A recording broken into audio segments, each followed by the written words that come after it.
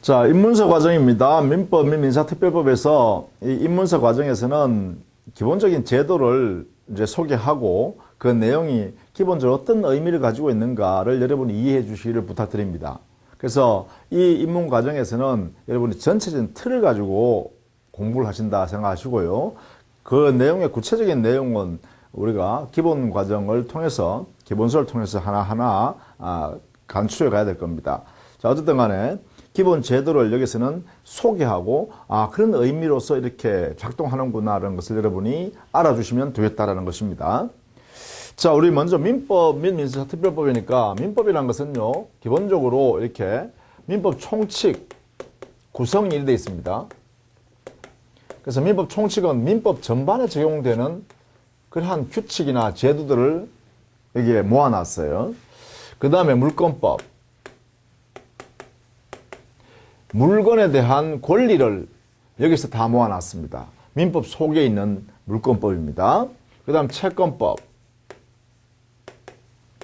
이 채권법이란 것은 사람에 대하여 사람이 권리를 가질 때 그러한 권리를 우리는 보통 일반적으로 재산권 중에서는 채권이다 이렇게 표현해요.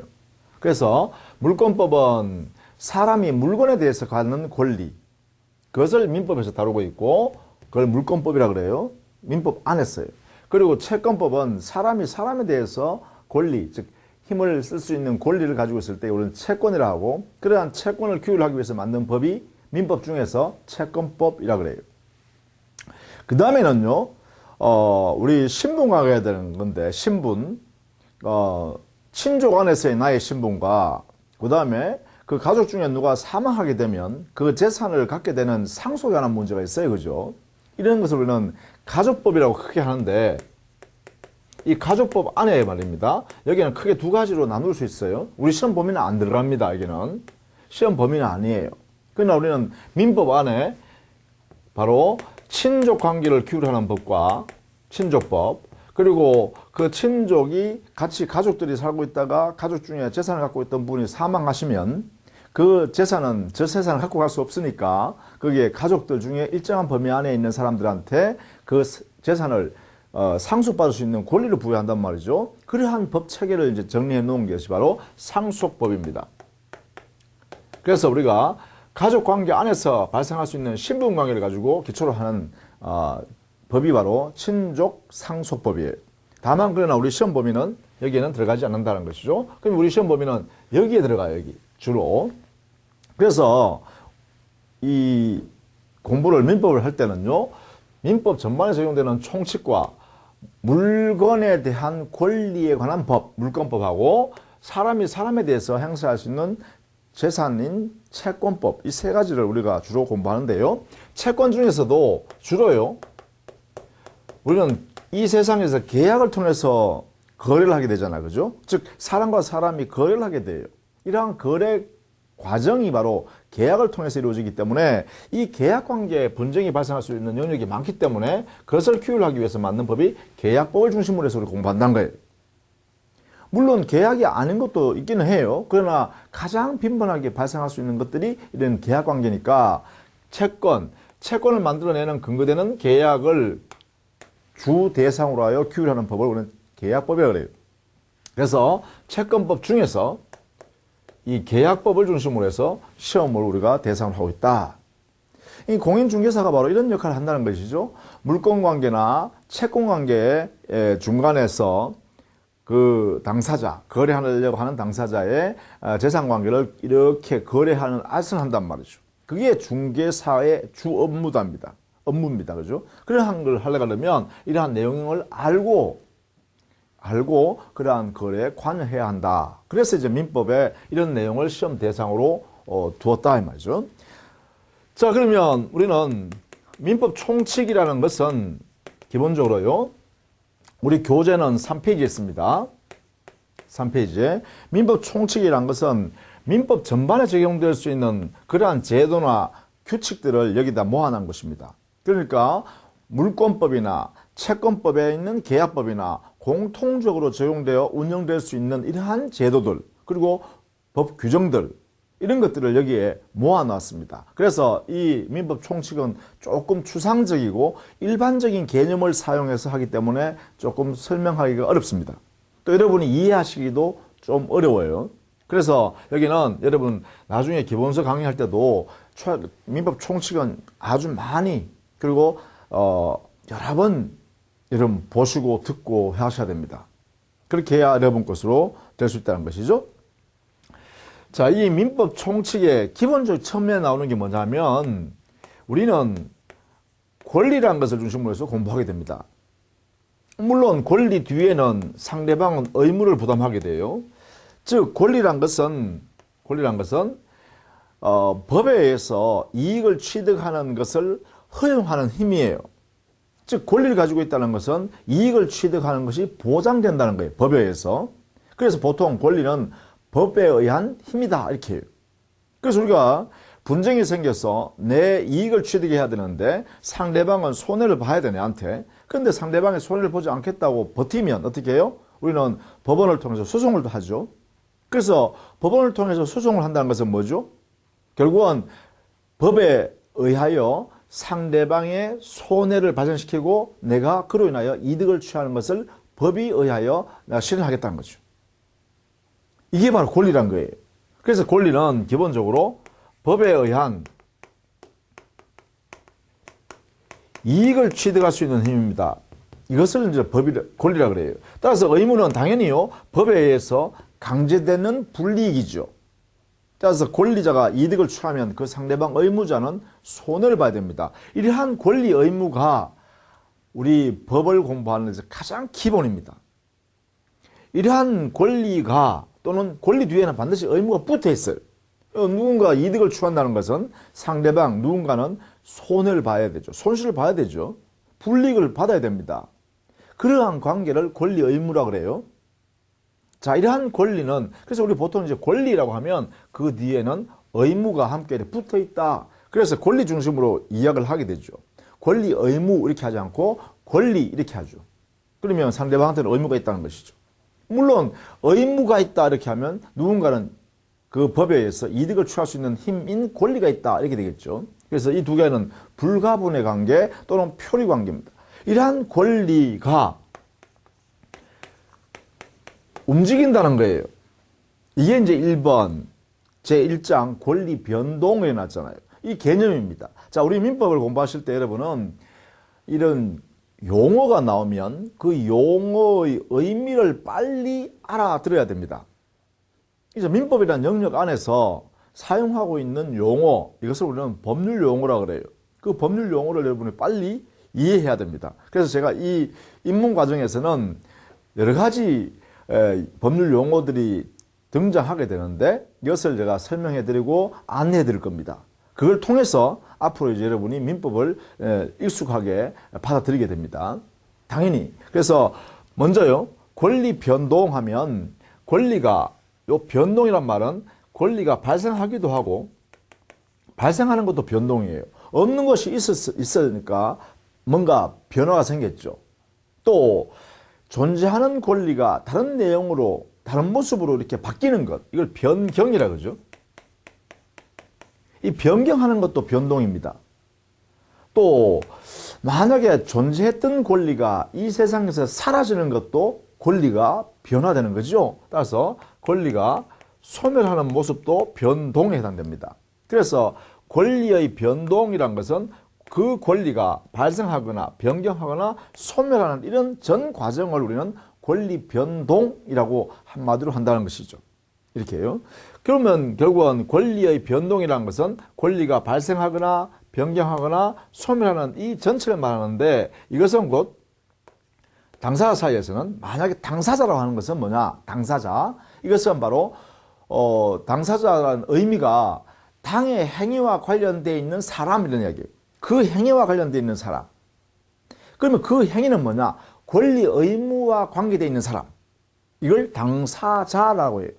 그러니까 우리는 사람을 보통 갑이라는 사람, 뭐 을이라는 사람 이렇게 표현해요. 그래서 보통 일반적으로 보통 사람을 지칭할 때는 갑, 을, 병, 정 이렇게 표현한다는 거죠. 그러면 일반인은 갑과 을 사이에 이렇게 권리 의무가 발생했다. 이게 뭐예요? 권리 변동이죠. 권리 의무 관계가 이렇게 생겼다. 라고 하면 뭐 이 사람한테 권리가 생기면 여기에 의무가 생길 것이고요. 여기에 권리가 생겼다면 여기가 의무가 이렇게 생기겠죠. 이런 관계가 되겠죠. 이런 관계를 뭐라 하나? 이걸 우리는 권리 의무 관계, 요 줄여가서 우리는 권리 관계 이렇게 표현해요. 이 권리 관계를 우리는 뭐라 하냐? 민법이 끼어들면, 이 민법이랑 법이 끼어들면 이렇게 권리와 의무 관계가 만들어진다는 거예요. 그래서 민법이라는 법률이 여기에 끼어들어 있는 관계다. 이런 의미에서 법률 관계라고 하기도 해요. 다 같은 말이에요. 여기에는 법률 관계, 권리 의무 관계 또는 권리 관계, 그 다음에 권리 변동. 이 세 가지는요, 같은 의미예요. 즉, 그러한 관계에 있는 당사자에게 법률 관계가 있다라는 것은 권리 의무 관계인 권리 관계가 발생되어 있다는 것이고, 그것은 권리의 발생 변경 소멸이라는 이 변동 현상이 생겼다라는 거예요. 이것을 우리는 법률 관계라고 한다. 이 법률 관계는 뭐냐? 민법이라는 법률이 끼어들어서 권리 의무 관계로 나타난다. 이런 거예요. 그것을 우리는 의의에서 이야기하고 있어요. 우리 교재에 보시면 앞으로 이제 민법 기본서가 나갈 텐데, 여러분 보실 텐데, 거기 보면 의의라는 말을 많이 써 있습니다. 제목에. 이 의의라는 것은 뜻, 의미, 개념, 뭐 이런 내용으로 여러분이 이해하시면 돼요. 이런 뜻이다, 이런 의미다, 이런 개념으로 사용한다. 뭐 그런 뜻으로 이렇게 보시면 돼요. 그게 의의라는 뜻이에요. 그러면 어떤 법률 용어가 나왔을 때 그 법률 용어의 의미나 뜻이 무엇일까라고 알고자 하면 바로 이 의의난을 보시면 돼요. 그렇죠? 그렇게 설명을 해 드릴게요. 자, 이것이 권리 변동이다. 그래서 권리 변동의 모습은 크게요, 이 세 가지죠. 발생, 변경, 소멸. 그래서 거기에 표를 만들어 놨습니다. 그죠? 그 표에 보면 권리가 발생하는 것, 변경하는 것, 소멸하는 모습을 전체 다 권리 변동이라고 하고, 발생에는 이 세상에 처음으로 발생하는 것을 원시적 발생이라고 해요. 원시적 발생하는 것을 원시 취득이죠. 권리를 취득하는 거죠. 발생하는 거. 그러니까 이건 처음 발생하는 거예요. 처음 발생. 그러면 승계취득이란 말은 뭐죠? 승계취득이라는 것은 이미 존재하는 권리를 기초로 하여 가져왔다 이 말이죠. 누군가 가지고 있는 권리를 기초로서 그 권리를 가져왔다든가 그 권리에 기초해서 권리를 가져오는 거예요. 그래서 이것은 존재하는 권리를 전제한다.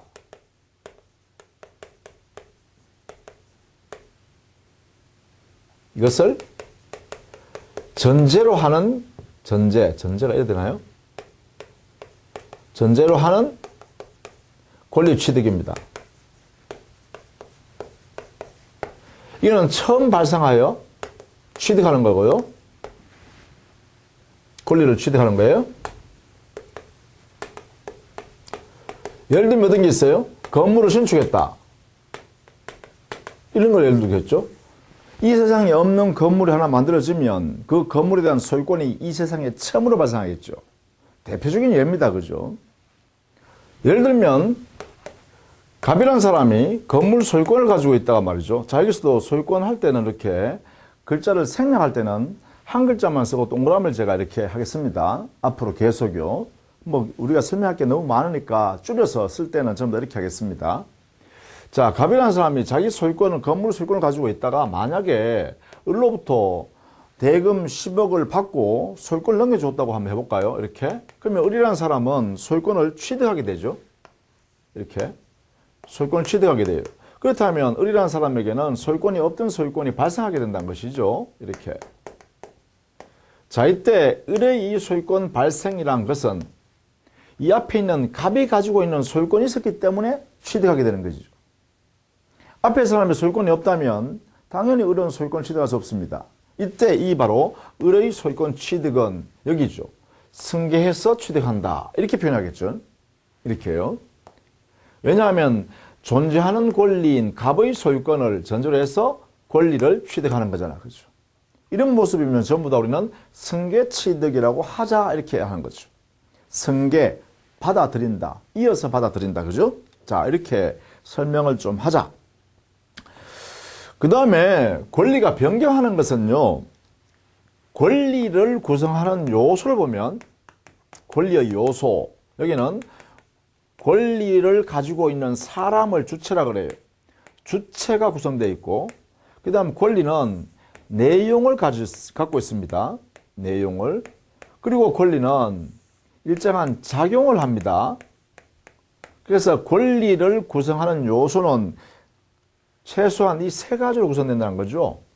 권리를 가지고 있는 사람인 주체, 그리고 권리 내용을 가지고 있으니까 내용, 그리고 권리는 누군가에게 작용을 해서 이익을 실현한단 말이죠. 그래서 작용하는 내용, 이 세 가지로 권리가 구성돼요. 그렇다면 이 주체가 변경되거나 아니면 내용이 변경되거나 아니면 작용이 변경한다면 이것은 권리 자체가 변경하는 것이 되겠죠. 그래서 권리 변경의 모습은 세 가지가 있다. 권리의 변경에는 주체의 변경, 내용의 변경, 작용의 변경이 있다. 이렇게 할 수 있겠죠. 주체의 변경은 바로 이거죠. 갑이 소유권 갖고 있어 그 소유권을 을한테 넘겨줘버리면 소유권자라는 주체는 갑이었다가 을로 변경되죠. 여기에 해당됩니다. 그죠? 대표적인 것입니다. 대표적인 것. 자, 이런 식으로 표현을 하고 있습니다. 용어를 그죠? 자, 이게 권리 변경에 관한 이야기예요. 그 다음에 권리가 소멸하는 걸 볼까요? 권리 소멸의 모습은 두 가지 형태로 나눌 수 있어요. 예를 들면 건물이 존재하는 건물에 즉 갑이 소유권을 갖고 있었는데 그 건물이 불이 타서 다 허물어졌다 해보세요. 또 그 건물이 바닷가에 있었는데 해일이 쳐서 건물을 싹 쓸어가 버렸다 해보세요. 그럼 이 세상에 갑이 소유권 가지고 있었던 그 건물이 없어짐으로 인하여 소유권도 이 세상에서 완전히 소멸해 버리죠. 이러한 권리의 소멸을 뭐라 그러냐? 이걸 절대적 소멸이라 그래요. 절대적이다. 이렇게 표현한다는 거죠. 또 한편으로는 이렇게 되죠. 이 예처럼 갑이 을한테 소유권을 돈을 받고 팔았다라고 하면 이 갑의 입장에서 보면 자기 호주머니에 있던 소유권이 사라져 버리는 거잖아요. 그렇죠? 따라서 갑이 자기 가지고 있던 소유권을 다른 사람한테 넘겨주는 순간에 자기에게는 소유권이 소멸합니다. 그런데 그 소유권은 이 세상에서 완전히 없어지는 것이 아니라 다른 사람한테 가 있을 뿐이죠. 이러한 소멸을 우리는 상대적 소멸이라고 한다. 약속입니다. 그죠? 용어를 이렇게 쓰겠다라는 것입니다. 그래서 절대적 소멸과 상대적 소멸이라는 두 가지 현상이 있다. 그래서 이러한 권리의 발생, 즉 권리 취득하는 모습과 변경하는 모습과 그리고 소멸하는 모습을 간단하게 설명했습니다. 이렇게 법률 용어를 구성한다는 것입니다. 여러분 이렇게 이해를 해 주시면 좋겠죠. 자, 그런데 이러한 권리가 발생, 변경, 소멸 이러한 현상이 발생하려고 그러면 기본적으로 사람이 거래 행위를 함으로써 일어나는 것이 대표적이죠. 자, 이 변동이 발생하려면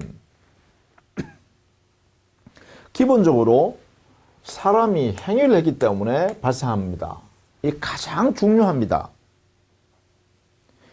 자, 예컨대 갑이라는 사람이 자기의 소유권을 말이죠. 을이 와서 내가 10억을 줄 테니까 내한테 파실래요? 이렇게 하니까 갑이 돈이 필요하니까 그래 내가 팔게요. 이렇게 하잖아요. 그런 다음에 두 사람 사이 이렇게 해요. 매매 계약 행위를 우리는 했다 이렇게 하죠. 보통 우리는 사회에서 매매했다 이렇게 하잖아요. 그래서 매매 계약이라는 행위를 이렇게 했어요. 그죠? 갑과 을이. 그런 다음에 을이 대금, 약속한 대금 10억 원을 이렇게 지급하고 그 다음에 갑은 소유권을 을한테 이렇게 넘겨주죠. 10억. 이렇게 된단 말이에요. 그리고 결국은 이것도 뭐냐. 이 소유권이라는 이 권리가 이렇게 을한테로 이렇게 움직이는 것은 변동하는 것은 바로 사람의 행위를 통해서 이루어지는 게 가장 우리 사회에서 보편적이고 일반적이다. 그죠?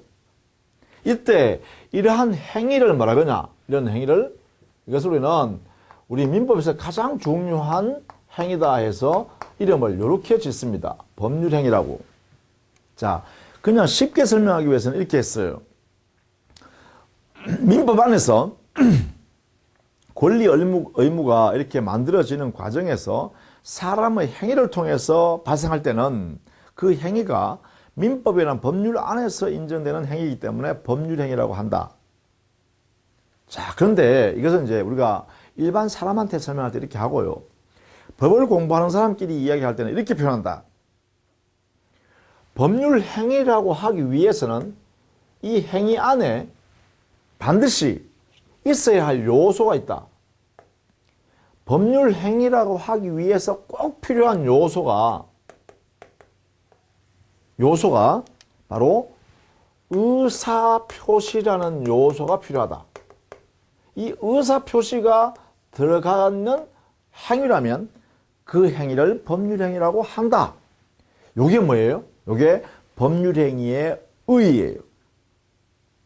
자, 그럼 여기에 이 매매계약 행위가, 요 행위가 법률행위라고 이름을 불러요. 법률행위인 매매계약 이렇게 표현해요. 왜 그러면 이 법률행위인 매매계약이라고 할 수 있는가라고 하면 여기에 을이라는 사람이 이렇게 해요. 자, 당신 그 건물 내가 10억 줄 테니까 내한테 파실래요? 라고 의사를 갑에게 표시하잖아요. 이렇게 의사를 표시해요. 그 다음에 이에 대해서 갑이라는 사람이 을한테요. 그래, 내 이 건물 소유권을 당신이 내한테 10억 준다니까 내가 팔겠습니다. 라고 의사를 표시하죠. 역시 여기도 이렇게 갑의 의사가 표시되어 나옵니다. 그러면 갑과 을 사이에 이 매매 계약 행위라는 것이 완성되기 위해서는 을의 의사표시와 갑의 의사표시가 함께 들어가서 매매 계약이라는 행위를 만들죠. 그렇다면 우리는 결론적으로 매매 계약이라는 행위는 법률 행위라고 해야 한다. 왜? 약속을 이렇게 했잖아요. 의사표시라는 요소가 들어가 있는 행위라면 그 행위를 법률 행위라고 이름 짓는다라고 약속했단 말이야. 그렇다면 이 매매 계약은 법률 행위다. 이렇게 해석한다는 거예요. 그리고 또 이런 것도 있을 수 있죠. 똑같은 모습으로 그러면 이래 볼까요? 갑의 건물을 이번에는 을이라는 사람이 사겠다는 게 아니라요. 내 보증금을 내가 5억을 드릴 테니까 그리고 월세도 드릴게요. 매월 내가 50만 원씩 드리겠습니다. 그래서 요거 2년간만 좀 빌려주시죠? 라고 이렇게 표시했어요. 그러니까 갑이요. 이런 조건이면 좋아. 내가 빌려줄게. 이렇게 할 수 있죠? 네, 빌려드릴게요. 이렇게 한단 말이에요. 그러면 갑과 을 사이의 이 관계를 우리는 뭐라고 해석하죠? 사회에서는 바로 임대차 계약이 이루어졌다. 이렇게 하죠. 임대차 계약. 자, 이 임대차 계약도 역시 우리는 법률 행위다라고 해야 된다는 거예요. 이렇게요. 왜요? 여기도 마찬가지입니다. 바로 이 임대차 계약을 만드는 과정을 보면 을이라는 사람이 자, 보증금 5억에 월세 매달 50만 원씩 드릴 테니까 2년간만 좀 빌려주실래요? 라고 의사를 표시합니다. 그러니까 갑은 거기에 대해서 뭐라 했어요? 그래요, 좋습니다. 이런 내용으로 당신이 빌려 쓰겠다면 내가 빌려드릴게요. 라고 하면서 의사를 표시하죠. 또 자기의 의사를 상대방한테 표시해요. 그래서 이 바로 임대차 계약이라는 행위가 이루어진다 이 말이죠. 이렇게. 그렇다면 이 행위, 임대차 계약 행위는 법률 행위라고 하여야 한다 이 말이에요. 이유는 바로 의사표시가 들어가 있는 행위이기 때문이에요. 자, 이 공통점 하나는 매매 계약이고 하나는 임대차 계약임에도 불구하고 공통적으로 뭐라 불렀어요? 그래요. 법률 행위라고 불렀습니다. 법률 행위라고 이렇게 부른다 이거예요. 왜 이렇게 부르냐? 바로 뭐가 있기 때문에? 바로 이겁니다. 우리는 개념을, 법률 행위라는 개념을 이렇게 쓰자고 했어요. 의사표시가 행위 속에 들어가 있다면 그 행위의 이름을 법률 행위라 부르자. 그래서 법률행위는 의사표시를 반드시 요소로 하는 행위다. 이렇게 했어요. 이렇게. 따라서 매매 계약 행위든 임대차 계약 행위든 전부 다 뭐라 그런다? 법률행위라고 한다. 이렇게 하는 거죠. 약속입니다. 약속.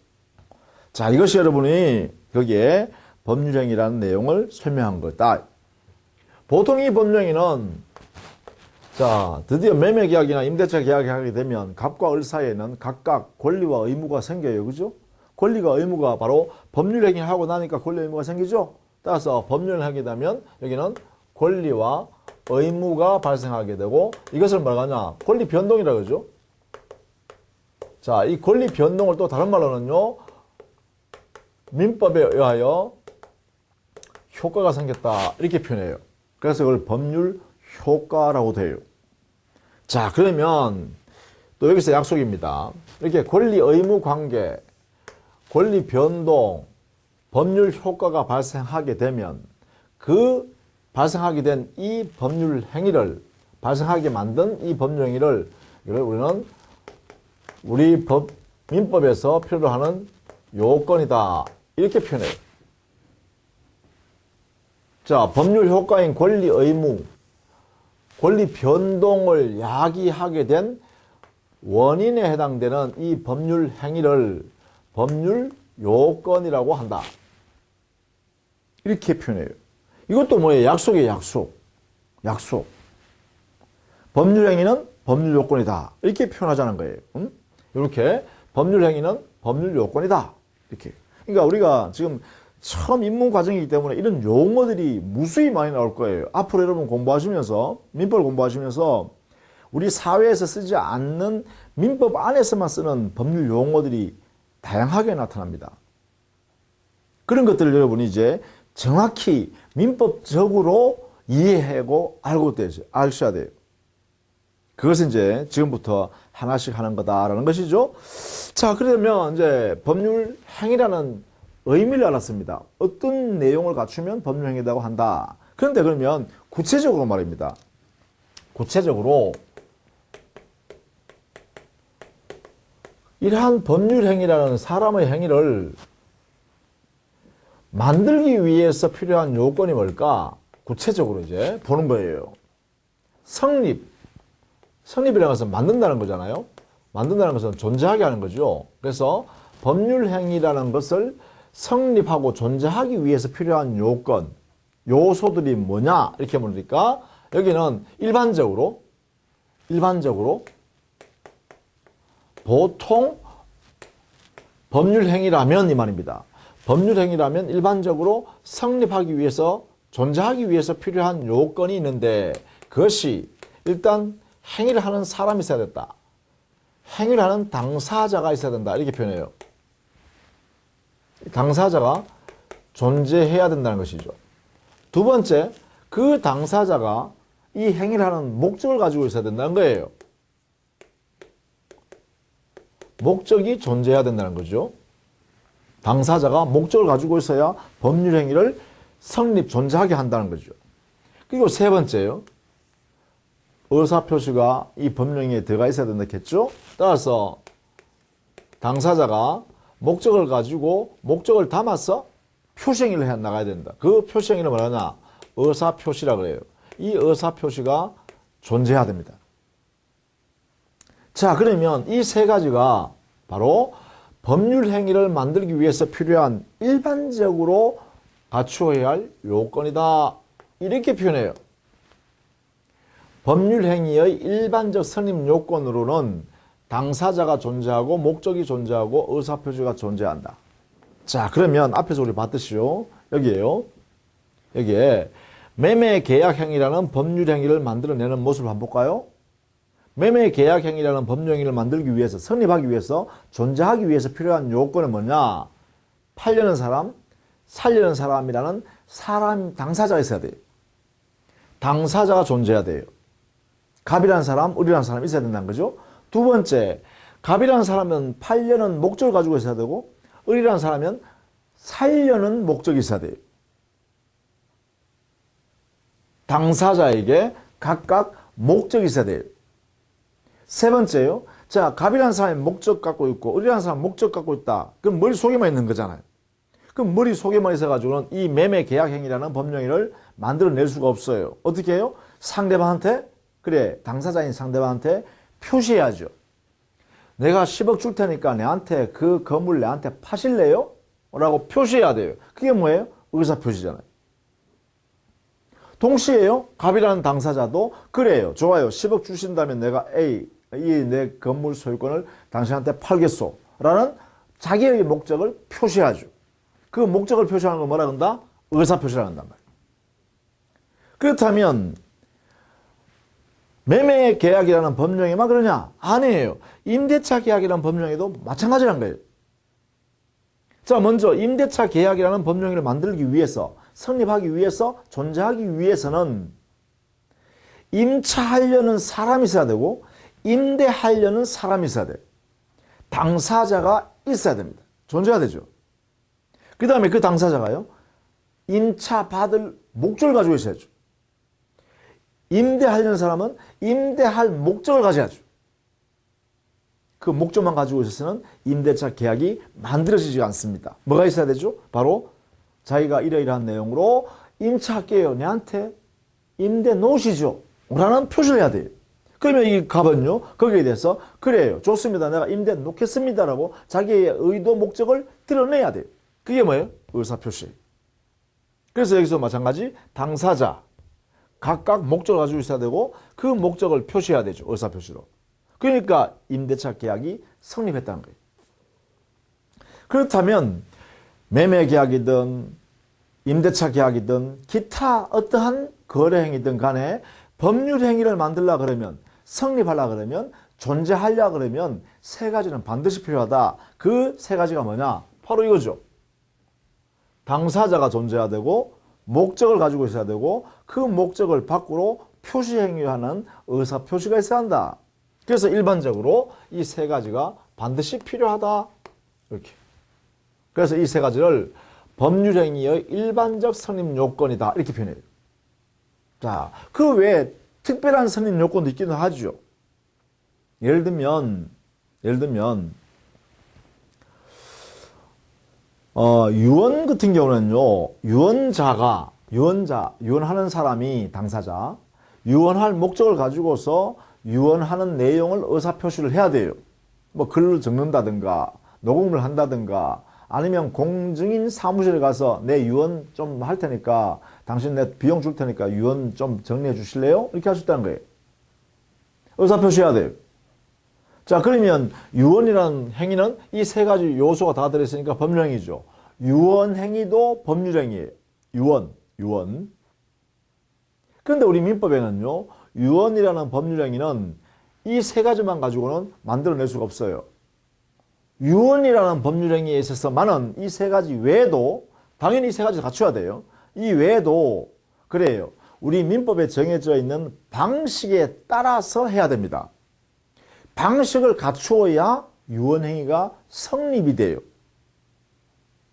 자, 혼인이란도 마찬가지. 혼인도 계약입니다. 한 남자와 한 여자가, 그러면 당사자죠. 혼인을 보면 혼인할 당사자가 있어야 돼요. 그 다음에 혼인할 의사, 목적이 있어야죠. 저 사람하고 내가 평생 배우자 지위에서 살아야겠다. 이런 의사를 가져야 돼요. 목적을 가져야 됩니다. 목적. 혼인할 목적. 한 남자와 한 여자가 각각 목적을 가져야 돼요. 그 다음에 당사자한테 표시하죠. 청혼이라 그러죠. 먼저 하는 걸 그러죠. 당신 내하고 혼인합시다. 이렇게요. 그러면 상대방이요, 거기에 받아들이는 승낙을 해야 되죠. 그게 뭐예요? 의사표시예요. 그래, 당신과 혼인해서 평생 배우자 지위를 내 갖겠소. 이렇게. 이 세 가지 있어야 돼요. 그런데 이것만 가지고는 혼인이 완성되지 않았어요. 혼인도 계약입니다. 그러면 혼인 계약이 완성되려고 그러면 어떻게 되죠? 이 세 가지 외에 덧붙여서 하나 더. 그래요. 관청에 가서 혼인 신고를 해야 됩니다.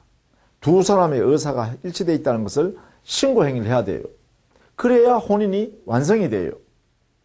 그렇다면 혼인도요, 의사표시가 들어있는 행위이기 때문에 법률행위예요. 혼인계약이에요.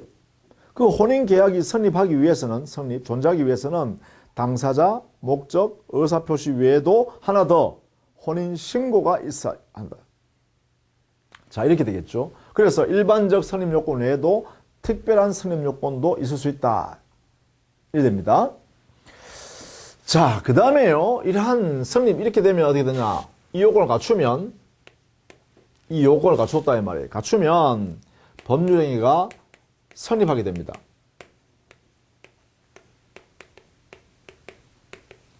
성립했으니까 존재하게 되죠. 누구든지 볼 수 있습니다. 아, 여기에 법령이 있네? 이렇게 해요. 자, 그러한 이 법령이가 다시요. 그 법률행위가 유효하기 위한 요건이 필요합니다. 이 유효 요건이라는 것은 다른 말로 하면 권리 의무라는 효력이 발생하기 위한 요건입니다. 이렇게요. 그래서 자, 여기에 성립 요건만 갖추었다고 당연히 권리 의무가 발생하는 것이 아니라 성립 요건이 갖추어지면 여기에 존재하게 됐습니다. 이렇게. 이 존재한 법률행위가 유효다. 이것은요, 권리가 발생했고 의무가 생겼다 이 말이죠. 이런 관계로 바뀌기 위해서는 일정한 요건이 또 필요합니다. 이것을 우리는 뭐라 하냐면 유효요건, 효력요건 이렇게 해요. 이렇게요. 법률행위의 유효요건, 효력요건이라고 한다. 이것도 약속입니다. 일단 이걸 전제로 했어요. 성립했다는 것을 전제로 해서 이렇게 그 다음에 성립되어 있는 법률행위가 이렇게 권리 의무가 발생하는가? 이렇게 본다는 거죠. 여기에는 각각 당사자는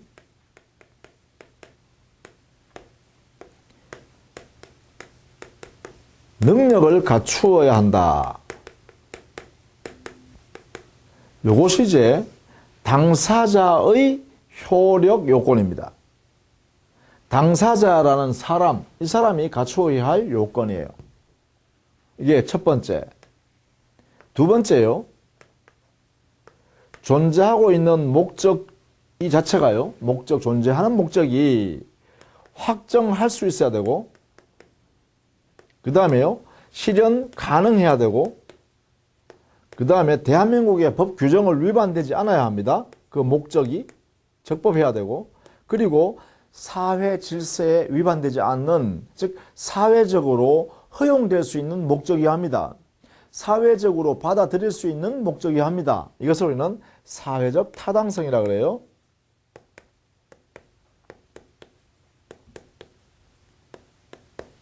타당해야 한다는 거, 사회적으로 타당해야 한다. 이 네 가지 요소를 갖추어야 목적이 유효하다 이렇게 한다는 거죠. 그 목적의 효력 요건은 확정 가능 적법 사회 타당성을 모두 갖출 것 이렇게 되겠죠. 그러면 이 네 가지가 법률행위의 효력 요건이기도 하다 이 말이죠. 그 다음에 세 번째요. 존재하는 의사표시는요.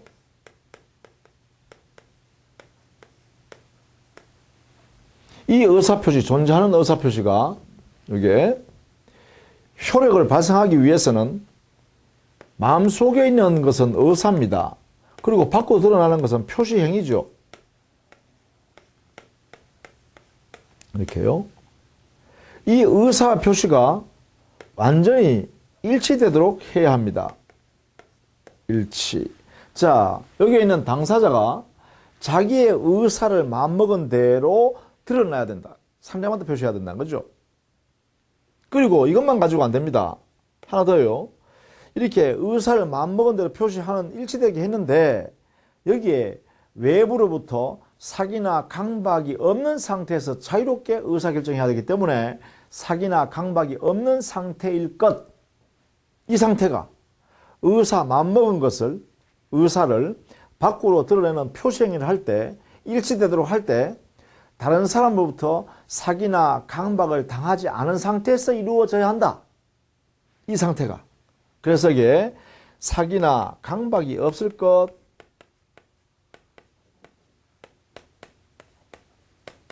이렇게 이야기하고 있고, 이때 이 사기나 강박을 다른 말로는요, 하자라 그래요. 그래서 사기, 강박이 없을 것, 이것을 우리는 학자들은 하자가 없을 것 이렇게 표현한다는 거죠. 그러면 여기에 의사표시에는 두 가지 요건을 갖춰야 돼요. 의사표시에서 법령이가 유효가 되기 위해서는 의사표시도 유효가 돼야 되는데 그 의사표시가 유효하기 위해서는 의사와 표시가 일치하게 이루어져야 한다. 내면으로 마음먹은 의사가 밖으로 표시되어 나올 때까지 완전히 일치되는 내용으로 표시되어야 한다. 그 일치된 내용으로 표시되는 과정에서 누구로부터도 사기나 강박을 당하지 않았어야 한다. 없어야 합니다. 이 두 가지를 갖추었을 때 의사표시가 유효가 돼요. 그렇다면 여기에 있는 7가지다. 그죠? 사람인 당사자한테는 능력을 갖추어야 한다. 그리고 당사자가 목적을 가졌을 때 그 목적은 확정할 수 있으면 되고 실현 가능하면 되고 적법하면 되고 사회적 타당성이 있으면 된다. 이걸 모두 갖추라 이 말이죠. 이렇게 더 한다는 것은 다 갖추라는 것입니다. 다 갖추라. 그 다음에 그 목적인 의사를 결심한 다음에 밖으로 표시하는 행위할 때까지, 즉 의사표시인데요. 이 의사표시하는 과정에서 마음먹은 의사를 표시하는 데까지 일치되게 해야 된다. 일치되게.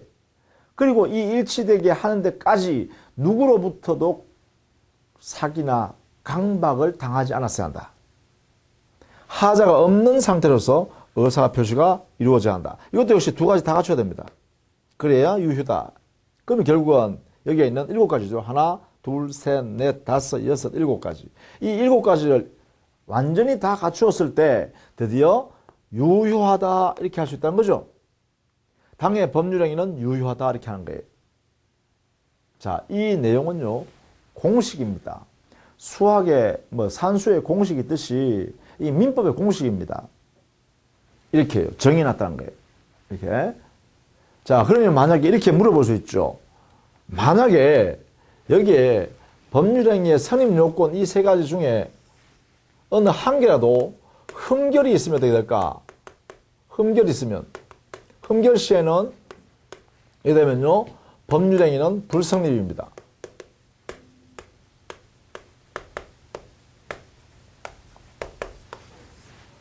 불성립이니까 존재하지 않는다 이 말이죠. 부존재입니다. 부존재. 이 세상에 존재하지 않는다는 뜻이에요. 자, 이렇게 해석되게 됩니다. 그럼 만약에 여기에 있는 효력 요건이 요게 여기에는 7가지입니다. 7가지. 이 7가지 중에 어느 한 개라도 없으면 될까? 이것도 역시 흠결됐으면. 여기에. 자, 여기에 만약에 다 갖추었으면 유효입니다. 그렇죠? 이것을 모두 갖추었다면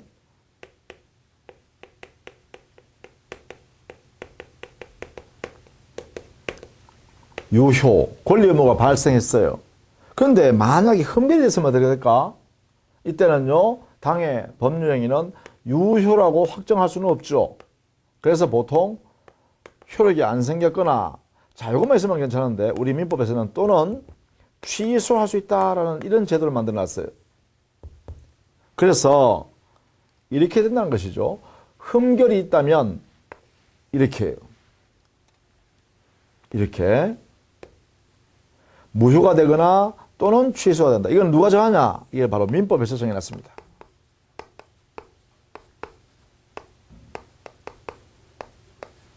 그래서 우리가 민법을 공부하는 거예요. 자, 이런 사전 중에 흠결이 생겼을 때 과연 무효로 하는 것인지 취소하는 것인지는 민법을 통해서 하는 거다. 그래서 민법을 공부하는 거다 이 말입니다. 그렇죠?